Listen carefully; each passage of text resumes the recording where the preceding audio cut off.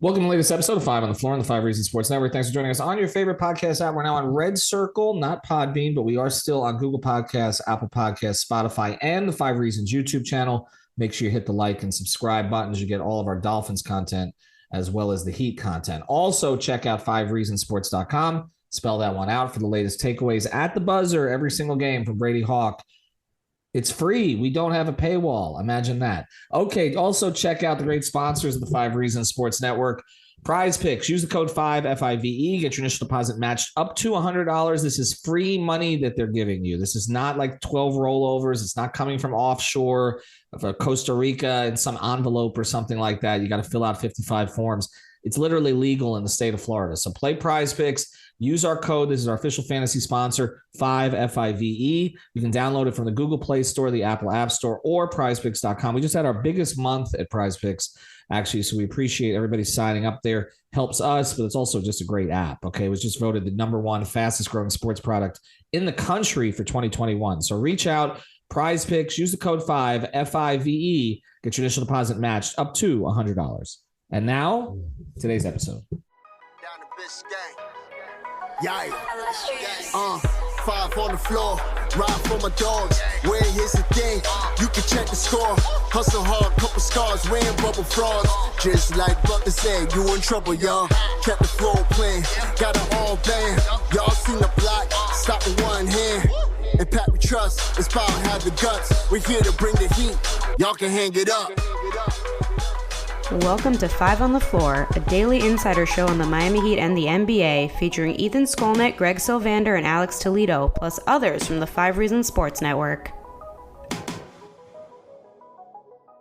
All right, Ethan Skolnick back on 5 on the Floor. We're actually recording this one and posting it a little bit earlier today because we know a lot of people want to get to the Dolphin game, but we figured we'd give you some Heat content before the week. The Heat off this weekend after splitting a 2-game set in Boston. Impressive victory in the second one with Jimmy Butler returning. And we said maybe the first time ever that the entire quote-unquote Big Four, which is now what Eric Spoelstra is calling them, played well. I think there was one game in Dallas last year, but there's not a lot of games where we say, okay, all 4 of those guys were like a B+ or better. And I think they were in this last win against Boston. Today's floor plan, I got Greg Sylvander. You can follow him at Greg Sylvander. We are going to cover couple things today. The first thing we're going to cover is we're going to follow up on a report that we had yesterday. You can follow this on our Off the Floor feed. That is also free, by the way, for the first week. It's a free trial. It's $3.05 afterwards. We don't hold your credit card hostage or anything like that. You can basically check out after 6 days if you want. But most people stay on there because we offer a lot of exclusive content from the games, behind the scenes. But also when we hear something, sometimes we don't always put it out on Twitter or on the podcast right away. We put it there first. So we heard something over the past couple of days, and so we've put that out there. Greg, I think you had it. A couple of people had it first. You were among them. And then I kind of confirmed it with another source. So I think there is something here. Okay. Greg, who are they looking at? So it's funny. They spend 4 days in Boston, and it's ironic that this is the name that pops up, because when I first heard it, I scoffed at the idea because obviously it's Boston. But the name that apparently Miami is interested in is Grant Williams, who, he's an undersized PJ Tucker kind of player that we just saw obviously play actually really well in the second game. And so, yeah, the basically the word on the street, we'll say, is that they like Grant Williams as a player. They find that he would be, a good fit as a big man that can switch, but also can guard up, things like that. And apparently it sounds as if that there is mutual interest on the ability to actually get something done, which that was the surprising part to me. Obviously, I think it's really early in the season for us to really know exactly how far any of this stuff would ever get. But I think it would boil down to Grant Williams wants an extension. He's extension eligible. His max extension is 25% of the cap, which is like 5 years, $188 million. He's not getting paid that, but he's up for an extension. The Celtics just extended Al Horford a few days ago, and I think that they're just running out of the ability to extend guys. And so somebody's going to get squeezed. And if they look around the league and they're going to move Grant Williams, Miami's interested. I had heard that there is likely going to need to be a third team. Although if you do salary math, just straight up, like honestly, Dwayne Dedman in a first round pick, if we're just talking salary match, that could work. Right. But I think that there could be a third team involved, and it's just something to watch. It's not anything that's close. I'm putting it in context. I don't know how Boston and Miami deal if they're close to each other in the standings, as they are not at the current moment. But that was essentially what we had heard, and we'll see where it goes, right? It's not anything that's imminent or anything like that, just to be completely transparent, but it is a name that obviously we should monitor, especially if it doesn't happen now, Ethan. We always talk about this. If it ever comes around to free agency, signing trades, that kind of stuff, just remember the name Grant Williams. Remember, he'd be restricted after this year too, so they could match an offer sheet. The question is whether or not they'd want to. I kind of once you and some others, kind of provided the information. I back channeled it on how the mechanics of this would work. Okay. So basically the answer I got to the question I think that Heat fans would ask is this: would Boston and Miami deal with each other? Okay. Because that's the big question. So there's really two issues here. Okay. The first issue is not an issue from what I was told. There is no bad blood between the organizations. The Heat have always had admiration for Brad Stevens. Okay. I can tell you, going back to Summer League, I have pictures of who would sit with who when they were sitting in the Cox Pavilion in Las Vegas. Brad would sit there with Pat. Okay. There's a relation. There's a lot of respect there. There's also was a lot of respect between Spoelstra and Stevens. Okay. Mutual. So that's not an issue. The Danny Ainge thing has been removed. Everything we talked about this summer was about Utah, obviously, because that's where Danny is. The only person who deals with Danny is Dwayne. Okay. It's nobody inside the Heat organization. Okay. That has, we obviously know of the history between Pat and Danny, and that's real, by the way. That was not just for our entertainment purposes only. Okay. Although it was maybe my greatest night ever covering the Heat. I think, beyond the championships and everything, was, being outside a locker room in New Orleans and Tim Donovan coming out and saying Pat has a message he wants to give to you guys that you guys can tweet out if you'd like, tell Danny Ainge to shut the F up and manage his own team. That was one of the moments, me, Windhorst and Joe Goodman and Chandel standing outside a locker room getting that and saying, really? He wants us to tweet that? So that was real, by the way. But it no longer exists. Okay. So there's no, other than the fact that, there's the Garnett and Pierce and UD stuff and all that, like none of that matters anymore. So they would deal with each other just in terms of personalities and all the rest of that, I believe. And I think there would be some trust there. The issue, as you said, would be standings related, I think. And whether or not Boston would want to deal with a team that it perceives as a competitor in the Eastern Conference. But ultimately, and I've said this before, and I think this comes in with the Celtics too. I've always said this with the Heat. You deal with who gets you the deal that makes the most sense for you. Okay. I think fans overreact to this idea that you won't deal with a team in your division or a rival or something like that. You make a deal with a team that if it makes sense, like Boston and Philadelphia have dealt with each other. I mean, the Markelle Fultz, Danny Ainge didn't work out very well for Philly when they traded Jason Tatum in a first round pick to move up and take Markelle Fultz. But the Celtics and the Sixers traded with each other. There's a long-standing rivalry between those two organizations, and they play literally in the same division. Okay. Brooklyn and Boston too. Right. Exactly. Okay. So I don't think that this is Dallas and Houston have made trades. Okay. This happens. And so I do think that a trade can be made. I think the question then becomes, okay, what are you willing to give up for the player? And what are you, from the Heat perspective, and what do you like about the player? I completely understand what they like, and they do like him. Okay. Cause I did back channel that too. They are very fond of his game.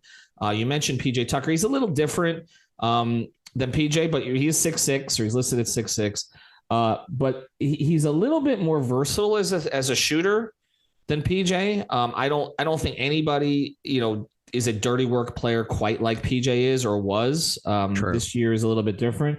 But if you look at the 3-point shooting, and some of this has to do with the style of offense and the drive and kick, and Brady and I did a whole episode on this in the step back, but all of Boston's 3-point shooters are thriving right now. Okay. Other than their primary playmakers, Tatum, Brown, and Smart, but all of their peripheral guys. But Grant Williams' 3-point shooting has gone from 25% as a rookie to 37% to 41%. Of course, he had the memorable game against Milwaukee in the playoffs where they just kept giving him the same damn shot. And he kept making it. He's at 46% from three this year, and his volume's increased. He's at 3.8 attempts per game. So that's outstanding. His minutes have also increased to 28.5. Now, some of that, and this plays into this, Greg, is that Robert Williams is coming back at some point, and he hasn't played. And that, although he's a completely different style of player from Grant Williams, because obviously Robert Williams is, he's a rimmed protector. He's a dive guy. He's not a shooter.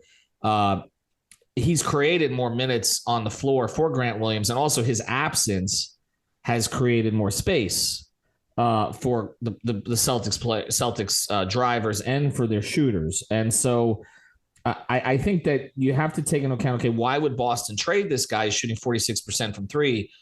I think you've hit on the first reason. The first reason is he's going to want an extension. He's going to be expensive based on production. But if you're the Celtics, you may say, well, we're not going to get that production from him necessarily going forward. If we just extended Al Horford for 2 years and we're going to be playing Robert Williams and provided Robert Williams' knee holds up heavy minutes. So we're not going to be playing Grant Williams 28 minutes a game like we have been early this season. He might go back to a low 20 minutes player. It is a low 20 minutes player worth what Grant Williams is going to want or maybe command in restricted free agency. So that's why, Greg, I think from Boston's perspective, you might look to move him. But go back into the Heat's perspective. Does this solve – would getting Grant Williams – and again, who would we even be talking about here that you're moving? Because right now his contract is low, right? It's tough to know if like he would be extended and traded, or if it would just be a straight up swap, or if you're looking for a third team to take like a Duncan Robinson salary. Because I don't know that Boston needs Duncan Robinson. Like they have enough good 3-point shooters. And I don't know that Miami would be so interested in swapping a Max Strus or a Gabe Vincent type player. Although I maybe I could be wrong. I think Max Strus is not realistic at all. Of those three, though, which is the one Boston would want? Contracts to say would be Strus, wouldn't it?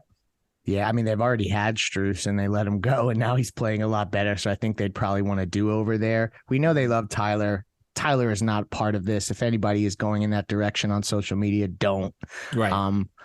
But yeah. So to me, he's only at $4 million right now. So to your point, like it's tough to figure out a deal unless they feel like, if they got a pick out of it and they don't care where he lands, or maybe they're going to end up getting a couple front court players. Like, let's just say it's a 3-team type scenario and they end up with Jay Crowder and Torrey Craig out from Phoenix, for instance.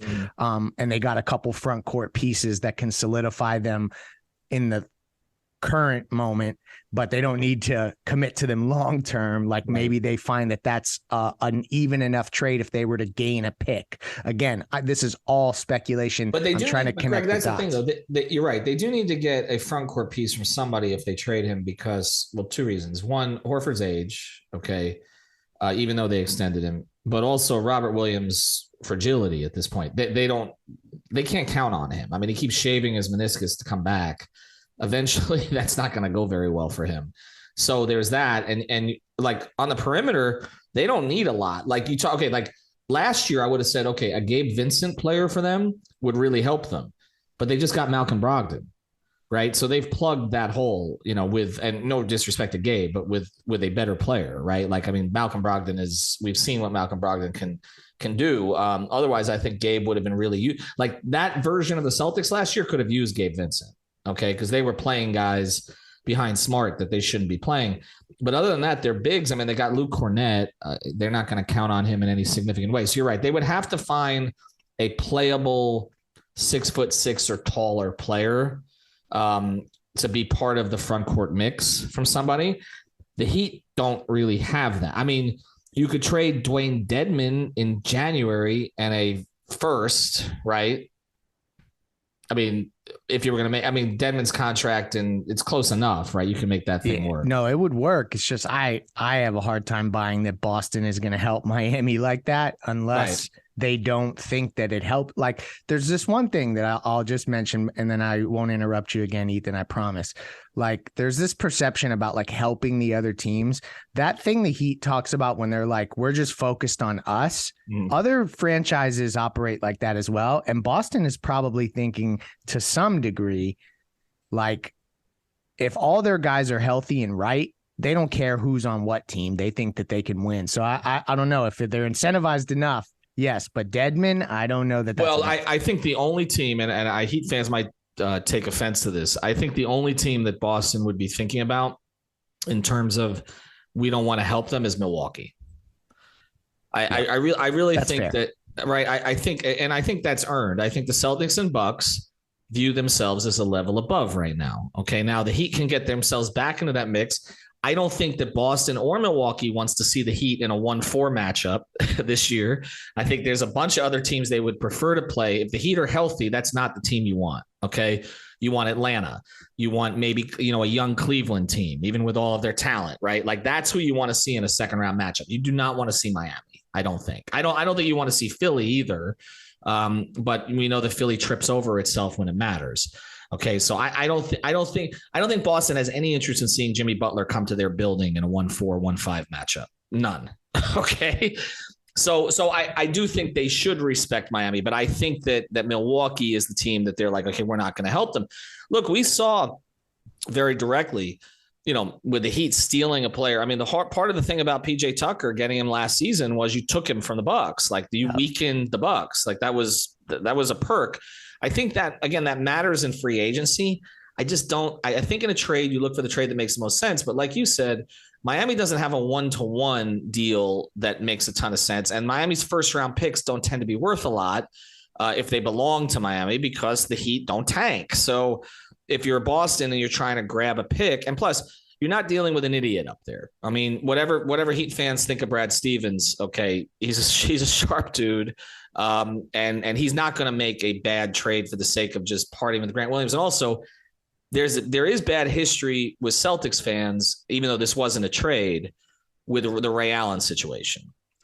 And Grant Williams is not Ray Allen, okay, although at this part of his career, he may actually be more productive going forward than Ray was, since Ray only had a couple of years left in him. But I could see how Celtics fans would be like, wait a second. We went through this with Ray. You're trading him there. So they better get the right deal, but I don't think it precludes them from doing anything. Just off the surface here, if there's a 3-way trade or anything like that, would you make a deal? Because the Heat have their own decisions to make on Vincent and Strus coming up. Okay. So would you make a deal that's sent to, if it netted you Grant Williams, okay, and you end up having to part with a pick, whether it's protected or whatever, would you part with Max Strus? I would not. Even if he's not going to Boston. I don't think I would. I just feel like I guess the way I've conceptualized the way that this build's going to work is you eventually move off Duncan, get Max Strus, listen to me, Max Strus at a more reasonable number, locked in long term, and then he's your Duncan Robinson kind of shooter. And I just expect Max to be part of this going forward, frankly.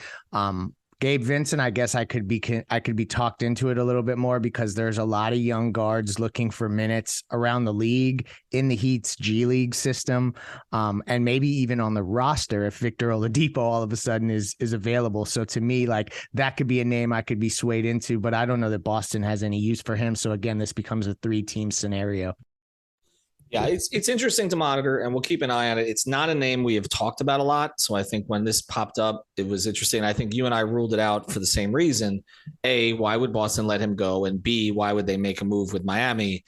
But I think in both cases, you can see where there might be movement there, and there definitely is interest on the Heat side. There's no question about it. But there's interest in guys we've talked about. There's still interest in Jay, who's still sitting out there in Phoenix. I wonder about that. See, to me, the Haywood Highsmith's emergence here, it could change things. You're right. Could change things, but I still think a Grant Williams player makes sense. Like, I don't know necessarily that a Jay Crowder player makes sense, but a guy who has been as efficient consistently and on an upswing from 3, like Grant Williams has been, and 24 years old.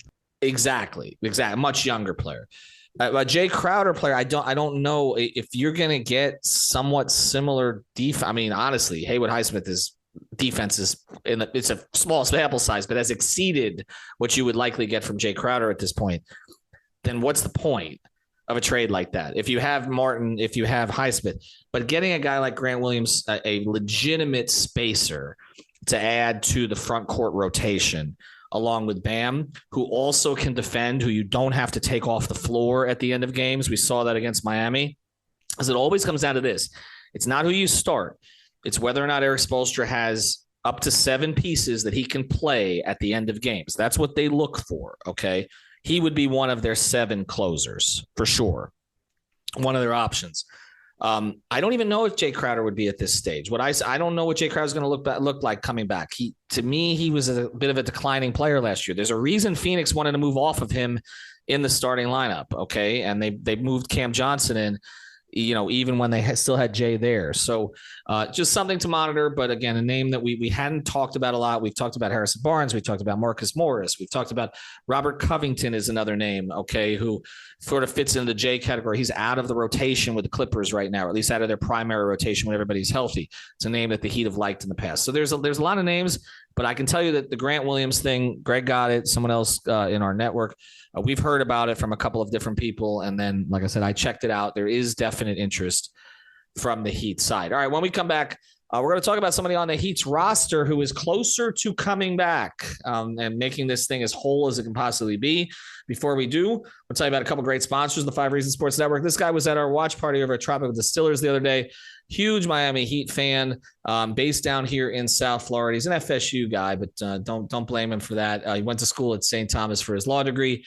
He's Eric Rubenstein, and he's the guy you want to reach out to if you've got any kind of a personal injury situation, car accident, slip and fall, medical malpractice, and more. Reach out to Eric. He will listen to whatever your issue is, and he will make sure that you get your money. Reach out to him at 954-829-ERIC. That's 954-829-ERIC, E-R-I-C, not with a K like Spoelstra. Find him also at Ask About Me, I Got You on Instagram. You won't find a lot of personal injury attorneys down here hanging out with Meek Mill. Okay. So let's, Eric's a good dude. And you'll find him at all the Heat games. Somehow he gets into all the places I can't get into. So maybe he can do that in the courtroom for you as well. All right. So reach out again. And the website is Eric Rubenstein, ericrubenstein.com. All the information is there on the site. He's based here in Dade, but he can service everything in Broward as well. Fun fact, he actually used to be a bouncer, I think at the W on Fort Lauderdale Beach. So Eric knows everybody, and he'll get you your money. He's also very good at the legal stuff as well. Also, I do want to mention our product code 5RSN. That's the number 5RSN. You can use that at 3 different places. BetterEdge.com. That is our betting sponsor, and that is peer-to-peer betting. That is totally legal. You're not betting against the book. You're betting against peers. You can find the line that you want. BetterEdge.com. 5RSN, and for all your CBD, therapistpreferred.com, 25% off. And for all your grooming products, manscaped.com, 20% off. That's the product code 5RSN. Venture X from Capital One is the travel card for people always asking, where next? You earn 10x miles on hotels and rental cars, and 5x miles on flights booked through Capital One Travel, and 2x miles on everything else you buy with Venture X. Plus, receive premium travel benefits like access to over 1,300 airport lounges. The Venture X card from Capital One. What's in your wallet? Terms apply. See CapitalOne.com for details. Ever wonder if medicine could heal your people and your bottom line? Wonder no more. Express Scripts by Evernorth saved organizations over $53 billion in 2021 by driving out waste. Learn more at Evernorth.com. This episode is brought to you by Dragon Ball Legends, the ultimate Dragon Ball experience on your mobile device. Dragon Ball Legends is the first card-based fighting mobile game based on the widely popular Dragon Ball anime series. It features Dragon Ball art recreated with high-quality 3D characters and environments, and the official voices. Play as Shallot, the original character of Dragon Ball Legends, and experience a new adventure with Goku and all your favorite Dragon Ball fighters. Intuitively control your fighters. Use simple card-based team-based attack gameplay to unleash combos and amass enough energy to trigger the powerful team-based attack. From Kid Goku to Beerus, you can collect and train all your favorite characters. Fight in real time against Dragon Ball fans from around the world. Battle in friendly matches or compete in leagues to rank up the leaderboard. Unite with friends to defeat powerful foes in co-op. And now, Legends Festival is on, so you can get up to 300 free summon tickets. Are you ready? Download Dragon Ball Legends today. Available for free on both iOS and Android devices. The holidays happen here at Lowe's during Winterfest. Looking for gifts? And maybe even a few for yourself? We've got you covered. Find top brands such as Bosch. Right now, choose from a great selection of dishwashers, refrigerators, and other appliances. You'll also discover smart home products, including doorbells and other security devices from Ring, along with smart thermostats and much more from Google. The holidays happen here at Lowe's. Hey, Becky, what about this beat for your next song? It's cool, but I'm into faster stuff lately, like Xfinity that gives me beyond gig speeds. Got it. What about this then? It sounds powerful, just like Xfinity. Because its supersonic Wi-Fi has 3 times the bandwidth, you can connect hundreds of devices at once. That's what I call power. Unbeatable internet from Xfinity. Made to do anything so you can do anything. Restrictions apply. Actual speeds vary, not guaranteed. Requires compatible Xfinity gateway. Limited quantities available. All right, let's get to Victor Oladipo here. Was it Barry who had the piece today in the Herald? I think so. I believe so. It was the Herald. So it's Anthony or Barry or both. Yeah, I think it's Barry because, well, I don't sub right now. I will say, although everybody accuses us of charging for things, we don't. But let's see here. We did clip it. So if this is Barry, Anthony, whichever one it is, I apologize for not knowing. Oladipo has said that the condition in his knee, this of course is the other leg, not the one that he was dealing with the quad surgery. Doctors have indicated the condition is not chronic, and he said he can move past it, which is consistent with what we had heard and what we've reported here. The discomfort appeared in the left knee suddenly during the preseason. Everybody I think is aware of that. And he told the Herald, he said, I think it was me going hard like I do. Things like this happen when you ramp things up and go hard. It's just part of the game. Luckily for me, it was nothing major. I'm blessed. I've been able to still get better, still improve. I'm coming up with a great plan for my return to play. Look forward to getting out there and playing. Okay, a couple of things on this. Number one, I want to address this from the very beginning, okay? The Miami Heat were counting on Victor Oladipo this year, okay? For sure. Whenever I spoke to Heat officials this offseason and I talked about running it back, they said, we're not running it back. We have a healthy Vic this year. So this was a setback. There's no question, okay? But as Vic is saying, and as we've been reporting, it's not a permanent setback. This stuff is going to happen with him. It just is. He has put his body, not his fault, okay? His surgeons, bad luck, everything, have put his body in a position where every time that he tries to push his way back, he runs the risk of something else going wrong, of there being some kind of compensation injury, either for the level of effort he's putting in or just because his body is not the same as it used to be. So this is not surprising, okay, that he's had some kind of a setback. The second thing is this, okay?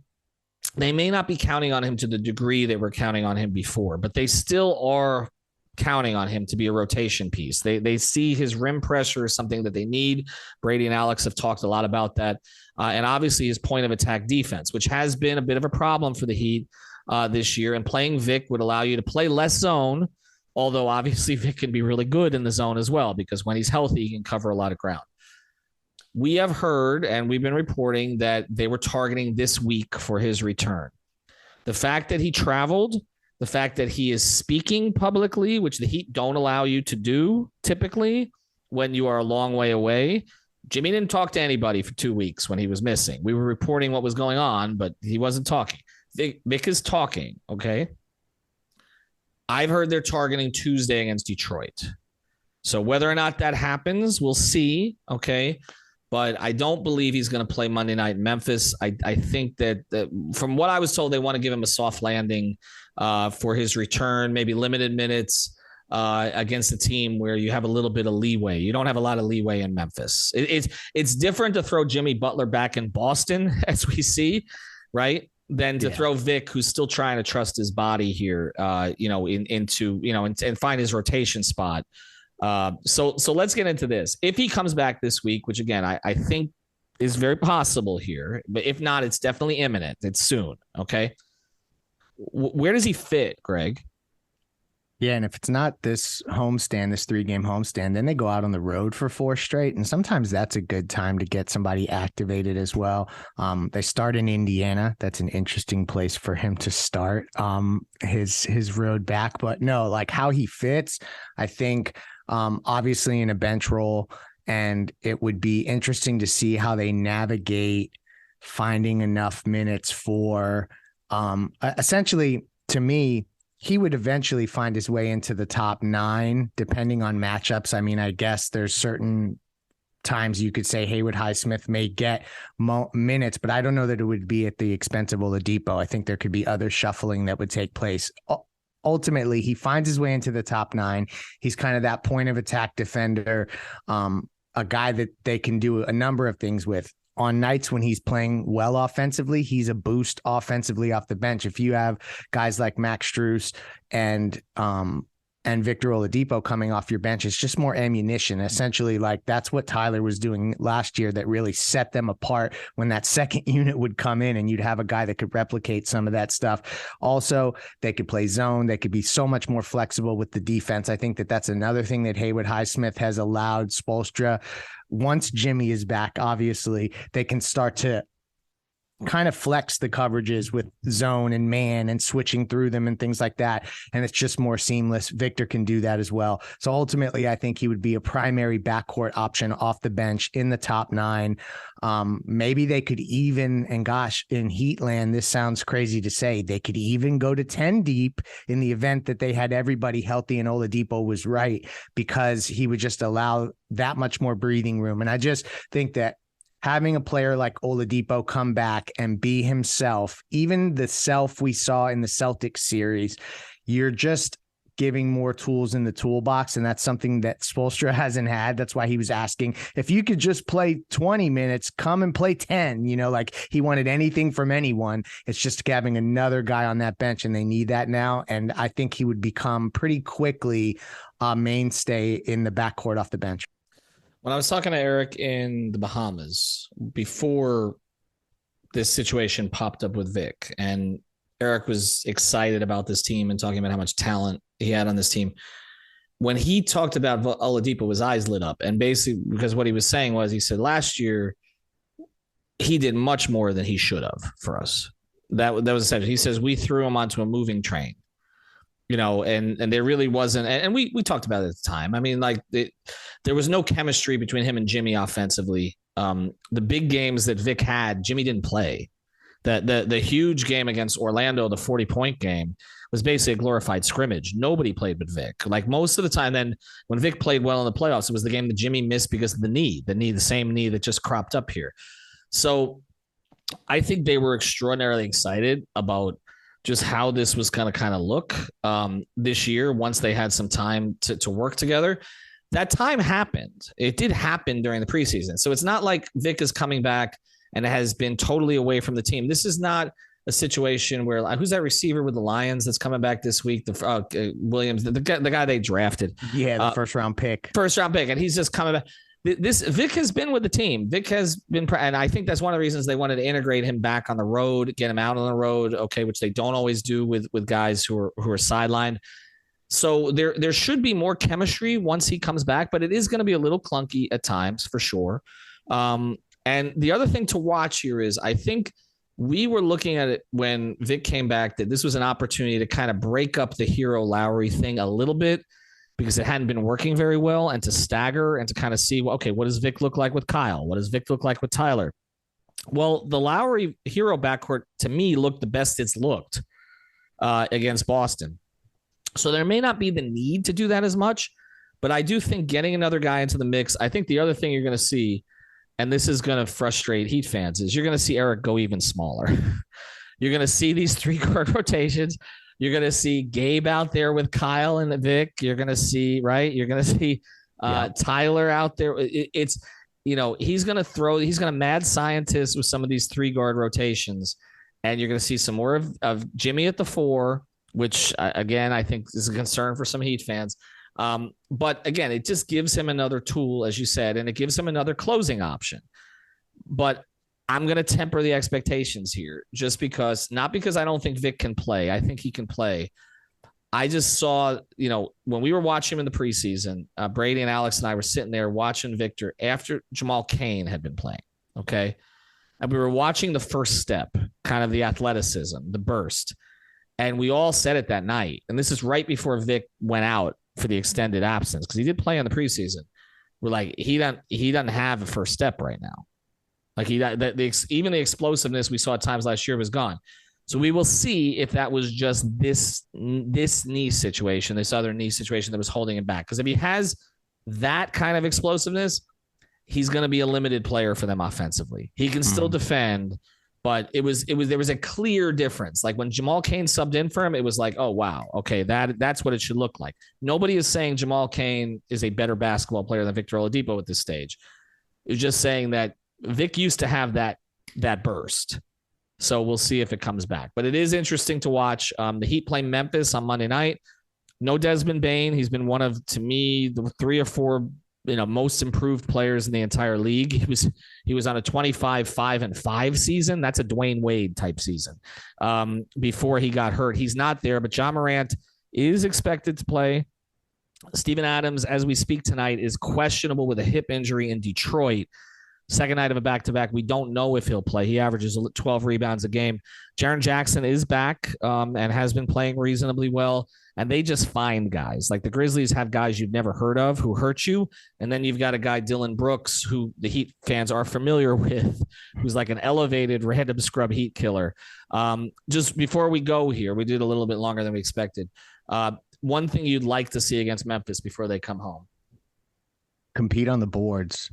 Memphis is the best rebounding team in the NBA. And, just if we're looking at counting stats, they average almost 10 rebounds more than the Heat a game, maybe 8. But that's essentially a front court player's average rebounds. So I'm interested to see how they compete that way. I'm interested to see how they guard Ja Morant. And just the balance of the zone versus man. We saw what they did against Boston to try to get Jason Tatum off of his spots, and some of what they were able to be more flexible with that they weren't the game prior against Jason Tatum. And so I'm interested to see how that translates looking ahead in Memphis. Ja is awesome to watch. I like the Memphis Grizzlies. I'll be honest. They're one of the teams in the Western Conference that I try to keep track of. It just in terms of like rooting interest, if there had to be a Western Conference team that I like, it's one of them is Memphis. And so I'm interested to see that in particular, how they guard Ja and how they protect the boards in, against a team that just feasts on the offensive and defensive glass. Yeah, the rebounding, that crowd, which you can get into it, is a problem in Memphis. Miami has had issues there in the past. And yes, keep Dylan Brooks from having one of those games. He's hit or miss, but against Miami, he tends to be hit. All right, thanks everybody for joining us. If you're listening to this before the Dolphins game, well, good. We gave you a little bit of an appetizer. If not, obviously, Dolphins. We will have, for the network's sake, yes, absolutely. Well, let's just pray that Tua survives. That's it. He's without both of his tackles today. Have a good day, everybody. Thank you for listening to the 5 on the Floor on the 5 Regional Sports Network. This episode is brought to you by the Synchrony Premier World MasterCard. Cashback cards can be complex, but the Synchrony Premier World MasterCard makes it easier by earning you 2% cash back on everything you buy. Whether you're spending smart on groceries, rain boots, or a ticket home for the holidays, you're earning a cashback reward you can count on. Apply today at synchronybank.com. Subject to credit approval. See reward program terms for details. The Synchrony Premier World MasterCard is issued by Synchrony Bank pursuant to a license by MasterCard International Incorporated. Call of Duty Modern Warfare is here, and so is Mountain Dew. Roger that. Now you can unlock in-game rewards like only Dew can. Wait, what rewards? A Dew Operator Skin. Man, I love Operator Skins. Dual double XP, and even Call of Duty points. You're kidding me. Double XP and Call of Duty points? This is incredible. I can't believe it. Soldier, get a hold of yourself. Oh, roger that. Look for specially marked packaging and visit mtn2gaming.com for details and restrictions. Open to U.S. residents 17+. Call of Duty points available on 12 and 24 packs and free 20 and 23.